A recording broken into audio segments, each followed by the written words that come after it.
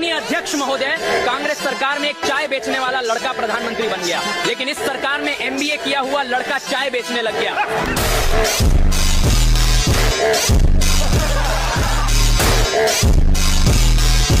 लेकिन राजनीति समझने के लिए पूरी जिंदगी निकल जाती है बेटा।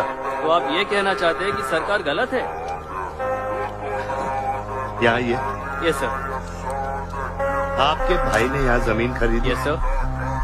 कितने में खरीदी? 60 लाख। और अब सरकार उसे कितना दे रही है? 90,000। तो आप बोलिए, ये राजनीति है या गुंडागर्दी? सर, तो इसका सॉल्यूशन क्या है? इसका सॉल्यूशन ये है, पॉलिटिशियंस और डायपर्स को बदलना चाहिए, नहीं तो गंदगी फैल जाएगी।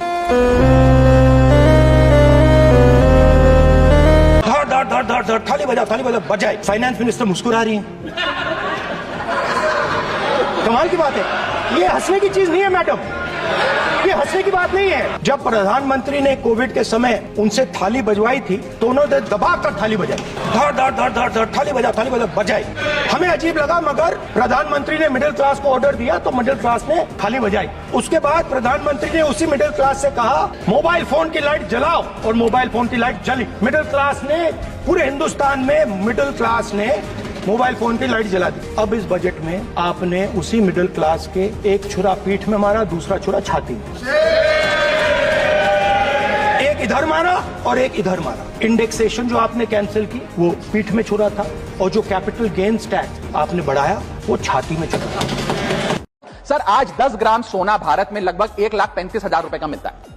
आप यदि किसी दुकान में जाकर कहिए कि भाई मेरे पास 1,35,000 रुपए तो है नहीं 10 ग्राम सोना खरीदने के लिए, आप मुझे 500 रुपए का सोना दे दो, तो शायद आप 500 रुपए का सोना नहीं खरीद सकते। लेकिन जब से गोल्ड ETF आया, डिजिटल गोल्ड आया, आप 500 रुपए का गोल्ड खरीद पाएंगे इलेक्ट्रॉनिकली, डिजिटली। ठीक वैसे ही आप एसेट्स को अगर डिजिटाइज करेंगे, इन टोकन्स के माध्यम से आप इन एसेट्स की हिस्सेदारी पा सकते हैं। आपको बताना चाहूंगा सर कि एक वस्तु 100 रुपए की बाजार में मिलती थी, उस पर 18% GST था, तो उसकी मार्केट वैल्यू 118 रुपए थी।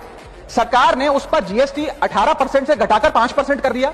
अब वो वस्तु 100 प्लस 5% 105 रुपए की मिलनी चाहिए, जो पहले 118 रुपए की मिलती थी। लेकिन आज भी बाजार में वो वस्तु 118 की मिलती है, क्योंकि प्राइवेट कंपनियों ने इस GST के रिलीफ को कंज्यूमर को पास ऑन नहीं किया। माननीय सभापति महोदय, नौकरी करने वालों के लिए महीना 30 दिन का होता है, किस्त भरने के लिए भी महीना 30 दिन का होता है, फिर मोबाइल रिचार्ज के लिए महीना 28 दिन का क्यों, 30 दिनों का क्यों नहीं? अगर मोदी जी नहीं होते तो देश का क्या होता? मोदी जी नहीं होते तो आप भी नहीं होते, है ना? आप भी मोदी जी से ही हैं क्या?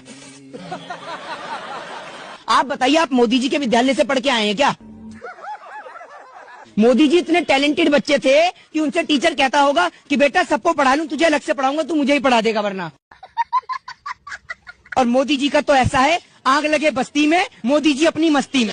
गजब बेइज्जती है।